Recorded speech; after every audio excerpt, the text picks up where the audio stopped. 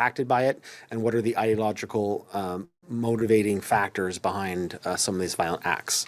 I would just like to say is that Canada, in the past year or past 2 years, we've seen increasing violent rhetoric in Canada. We've had increased security incidents, people arrested or stopped for engaging in violent action that's considered terrorism.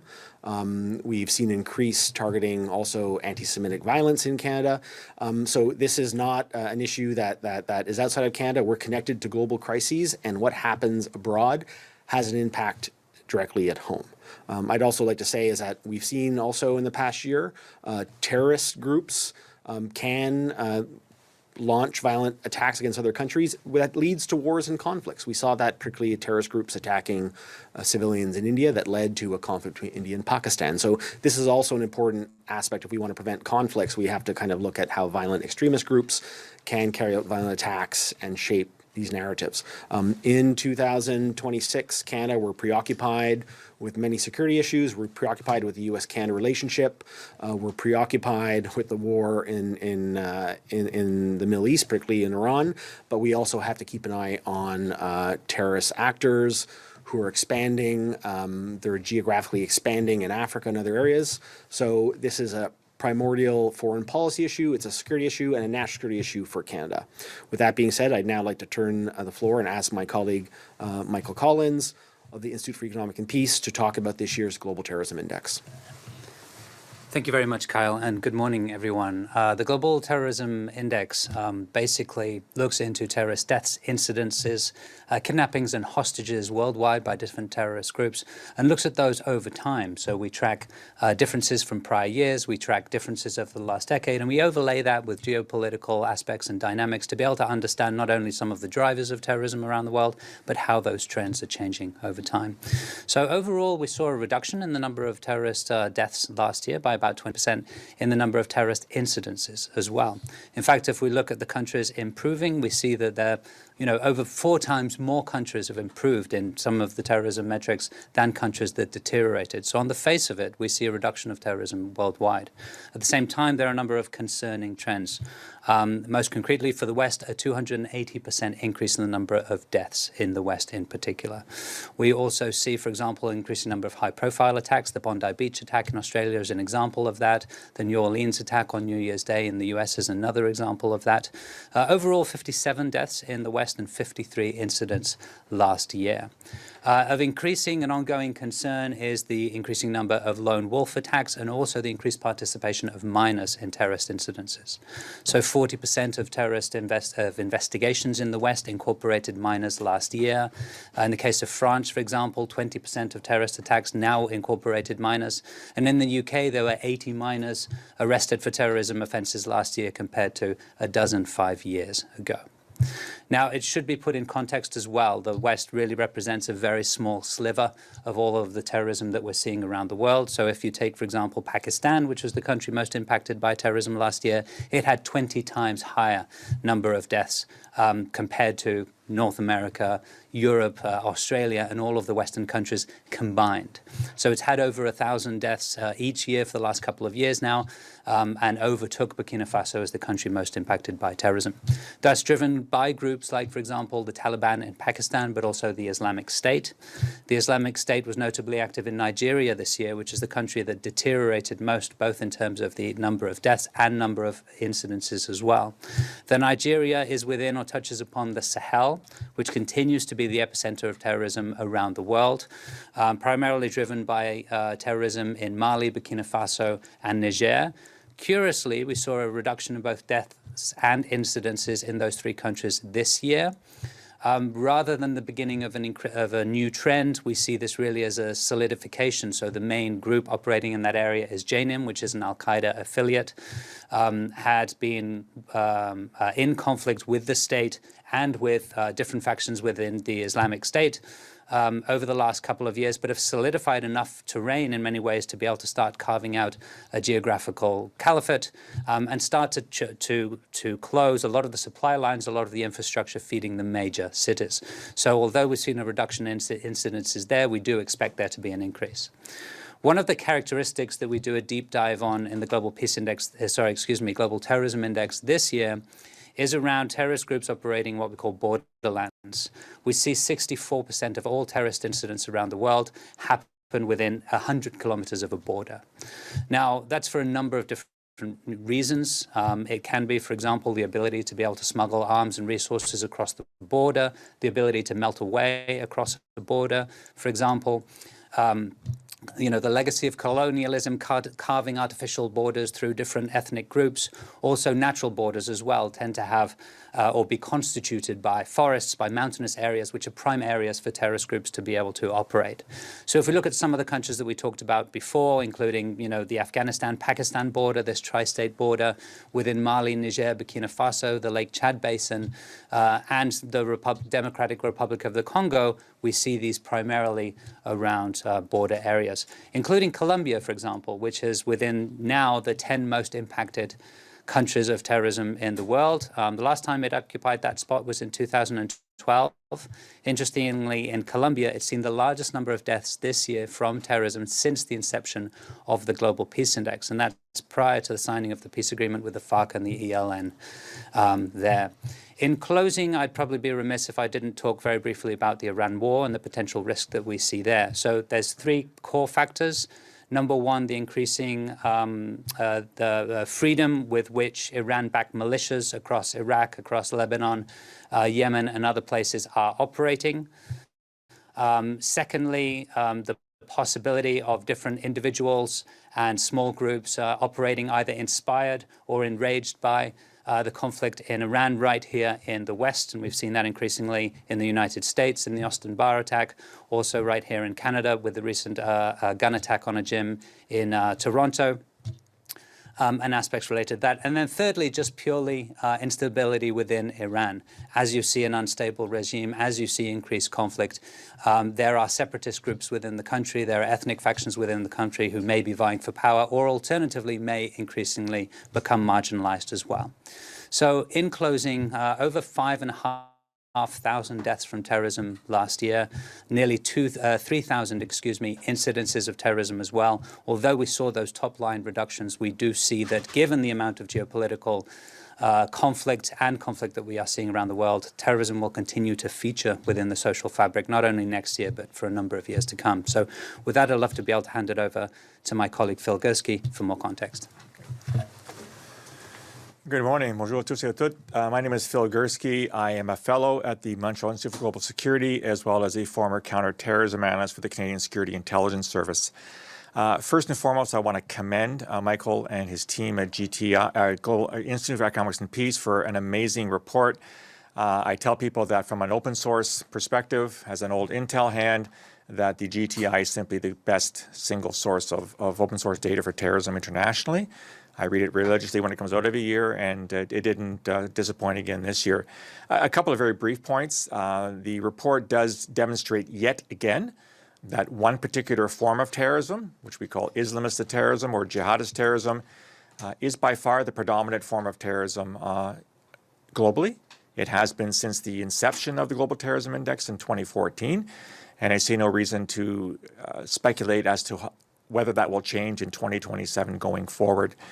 This is a particular form of terrorism that has present in a lot of countries around the world, and as I said, it shows no signs of ebbing. I want to reiterate what Michael said about current conflict zones. As both Kyle and Michael mentioned, we are seeing an increasing worry about the after effects of what's happening, not just in Iran, but in Gaza and in southern Lebanon, as perhaps feeding terrorism here in Canada. We are a country of diasporas. We are a country where people do still have strong feelings of what's happening back home. And we may be seen by certain terrorist groups as being potentially some easy targets to hit. We saw the attack on the U.S. consulate in Toronto a couple of weeks ago, as well as attacks on Jewish synagogues and schools in the Greater Toronto area and elsewhere in Canada. I guess we here as Canadians, thankfully, do not experience terrorism on a regular basis as some countries in the world that Michael referred to, the Sahel being the epicenter of terrorism. But at the same time, we can't be asleep at the possibility that it will in fact happen here. I'm confident that my former colleagues at CSIS, as well as my friends at the RCMP, are actively engaged in investigations to stop terrorist attacks from happening. But for me, what the GTI brings home is that what happens outside of Canada has an impact within Canada. And I think that Canadians should be aware of that, not panic. Like I said, we have our agencies in place to do this, but to not ignore the fact that events very far from our country could in fact lead to events here in Canada. Thank you. And for those of you who want to get more information, the Global Terrorism Index for 2026 is on the website of the Institute for Economics and Peace or Vision for Humanity. So I said those who want more information, you can find that there. And if there are any journalists that are online or in person that have questions for any of the speakers today, we're more than willing to take questions. Yeah, I'd like to ask a question. Thank you for the report. I'm Jillian Piper with Global News. The report talks a little bit about youth radicalization, particularly that being increasingly easier and faster to do online. Canada did see earlier this year one of the worst mass shootings in Canada's history, and that was thought to be a youth that was radicalized online. Are you confident that Canada has the tools necessary to combat quicker timelines for radicalizing young people? I'll give some comments and I'll pass to Michael and Phil. I think Canada's seen youth radicalization as a serious problem. We saw a number of young Canadians who were recruited online, radicalized, and went to Iraq and Syria to join ISIS, commit atrocities there against minority groups. So we have a history of this happening in our country. The government of Quebec and UNESCO held a major forum, I believe in 2016, on youth radicalization on the internet. So we began to look into the space. One problems we have is the large tech platforms have cut off their human rights teams. They've cut off content moderators, and they've also cut off their looking at dangerous organizations. So there's a concern that the private sector, big tech in the U.S. is not doing their job on this front.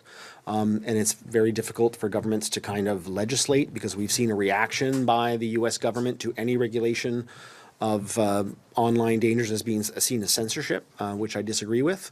But there needs more to be done. And we also have to look as well as Chinese social media platforms. They've been a source of radicalization, particularly around the Israel-Gaza war, and also anti-Semitic conspiracy theories that sometimes can lead to violence or to terrorism. So I think we need to be working more on this and do more research, but I'd let my colleagues, maybe Michael, if you'd like to talk about youth radicalization.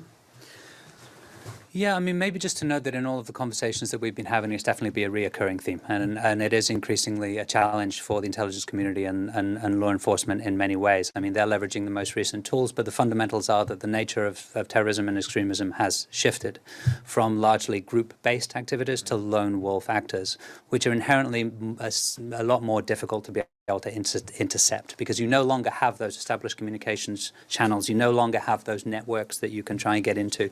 You no longer have the financial flows that you were once able to track down to be able to get to those underlying sources. Another additional concern that I think is shared by everyone is that increasingly there's not a concrete ideology either, which makes it even more difficult to be able to intercept. It's a mix of ideologies, and also the broader aspect of, a lot of this is perhaps less, to the point in which it is less ideologically driven, and it's more just driven around a fascination of violence, right, or a heightening of violence. In the report this year, there's an expert contribution from Julie Chernov that really speaks to a number of the different forums that are online, which is basically simply a glorification of violence for violence's sake. And that continues to be an increasing trend, not only in the West, but I think around the world as well.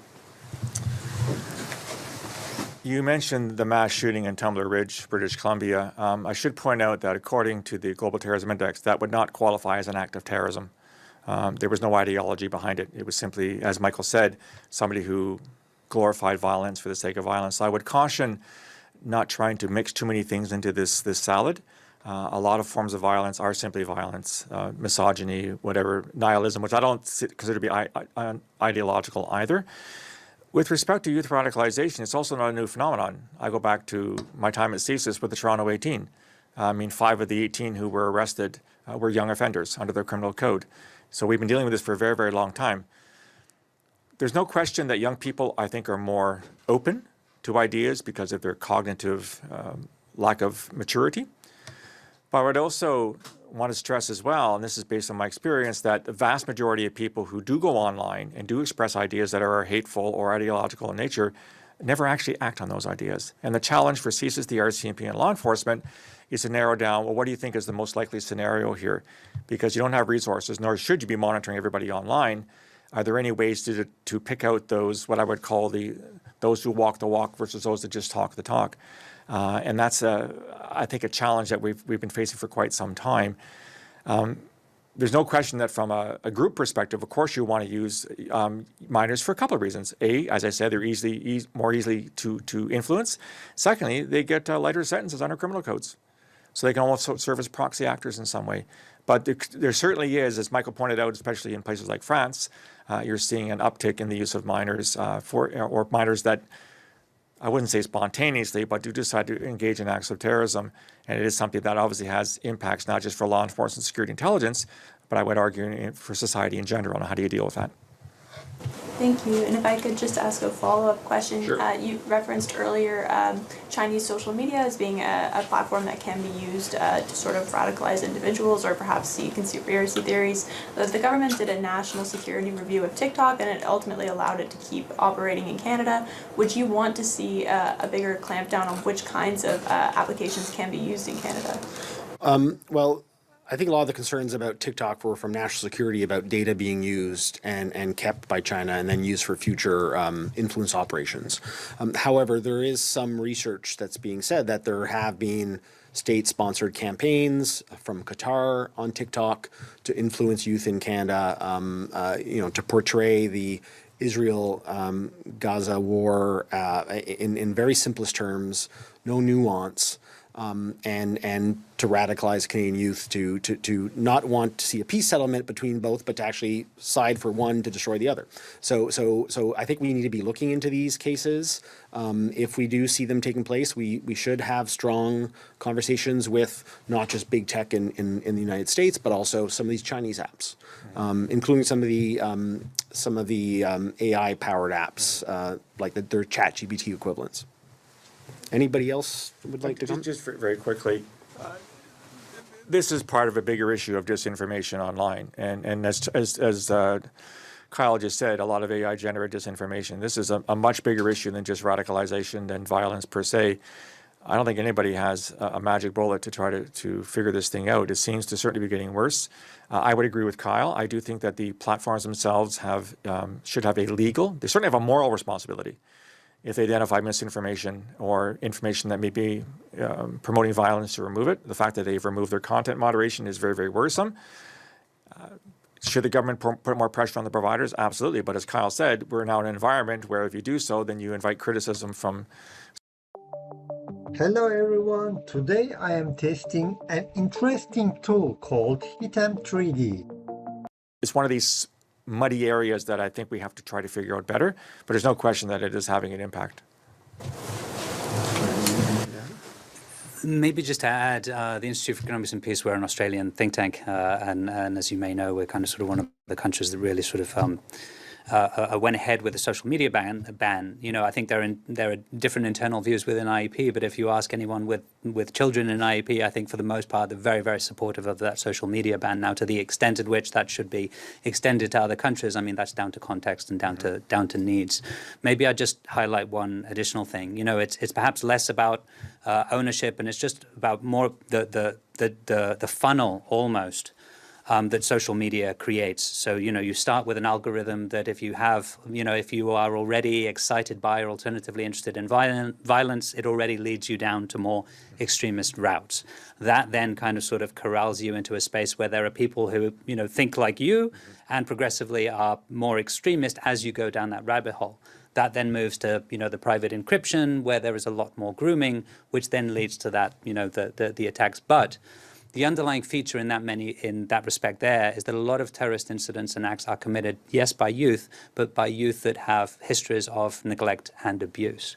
So I think one of the core factors there is while we can continue to kind of sort of talk about social media bans and how we should go about countering that in the digital sphere, there are fundamentals there that we can still work to address as a society for sure. Okay, well, I guess I'll keep going then. I had a few other points specifically about Canada. You mentioned in the report that Canada recorded 0 terrorist incidents in 2025. I believe that's the first time in the index series. If you might want to expand on that finding and just maybe how rare that is for a country to have 0, particularly after, if you think that will be a trend that continues. I know in the report it says it doesn't think so. Why do you believe that? So the report itself has a cutoff date of December 2025. So Phil and Kyle both referred to a couple of instances that we saw at the beginning of the year that may count towards, the terrorist score, for lack of a better word, in Canada next year. Broadly, the assessment is based on risks that we're seeing within the West as a whole and how that may impact Canada. Historically, though, Canada is not only an extremely peaceful nation, but also has very little instances of terrorism. I should say that our definition of terrorism is quite conservative in that sense. So some of the things that may be discussed as a terrorist attack in certain instances, may not be included within the Global Terrorism Index. Hopefully, one of the key values of the Global Terrorism Index, despite the fact that the definition of terrorism changes depending where you are, is that it provides that standardized measure over time, keeping that very core conservative definition of terrorism, which enables us to be able to sort of, be more confident in the kinds of trends that we would predict, including that one. If I may, in 2022, I published The Peaceable Kingdom, which looks at terrorism in Canada dating back to Confederation. And as Michael said, we are a largely peaceable nation with very few acts of terrorism since, in the past 160 years. One of the issues I think that's complicating things is I really appreciate that the Global Terrorism Index has a very conservative definition of terrorism. I have found in recent years in Canada it's been much more liberal, where incidents which I would classify as acts of violence or perhaps hate crimes are now being reclassified as terrorism. A prime example for me is the killings in London, Ontario, which happens to be my hometown, where 4 Muslims were killed and 1 was injured by a supposed right-wing extremist. To me, that strikes me as a hate crime, even though the Crown elected to go with terrorism charges and he was found guilty on terrorism. But I do think if you look at Canada historically, we have been blessed in that we haven't had the levels of terrorism that many of our Western partners have. And to give you a very concrete example, when I worked at CSIS, at any given time, I can't give you specifics, but we would be concerned about a couple hundred people a year from an investigative perspective. The French Security Service has more than 18,000 people of interest. MI5, these are public figures, MI5 has 23,000 people of interest on their list. That indicates that's several orders of magnitude greater than we have here in Canada. And we can talk for eons as to why that is. But I think that historically, Canada has been seen as a country that is not immune from terrorism, but compared to our closest Western allies, is in a much better position, for reasons that are much too complicated to explain here. And just maybe one closing comment, it's wonderful and it's great for the Canadian authorities that have prevented terrorist attacks in 2025. We did have a considerable number of people that were stopped before they were able to carry it out. So yes, we didn't have any deadly incidents, but we did have a lot of people that were planning to do so. Kudos to the authorities that were able to catch that and work with our partners of getting that intelligence early to protect Canadians from such violence. Question. Thank you for indulging me, but we talked a little bit about how to combat, some of the difficulties in targeting radicalization online, trying to sort of tamper that down. But are there other measures that you think either the Canadian government or other officials in Canada could be doing to sort of perhaps decrease the level of terrorism or perhaps stop it earlier in its tracks? Is there anything you think could help in terms of Canada's response to terrorism? I'll let Phil answer this one. Obviously, resources. I mean, if you're with CSIS or with the RCMP, you never have enough bodies to do the investigations that are required. Identifying it early on obviously is better. One thing that we did very successfully in the mid-2010s was we went across Canada and talked about radicalization with communities and said these are problematic behaviors that you need to be aware of. And we found that was well received, whether they were religious communities, Catholic communities, average communities.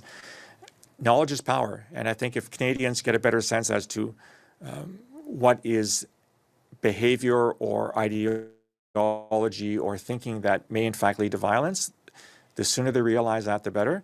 You look at, like, Tumble Ridge would be a good example, right? That young person's activity online, had it been flagged earlier, that attack may, and I stress may, have been prevented if somebody had intervened at a certain point. As intelligence services, obviously, it's very difficult for them to disclose the information, but I think that dialogue needs to continue where we share what we know without getting into active investigations so that people have that information in advance, that when they do detect these individuals, they, first of all, they recognize it for what it is, and perhaps most importantly, they know whom to call. Is this something you call your local law enforcement about? Is this something you call a health provider about? Is this something you call the security service about? Without that information, people are left, well, and I have this from personal experience, I didn't know it was problematic.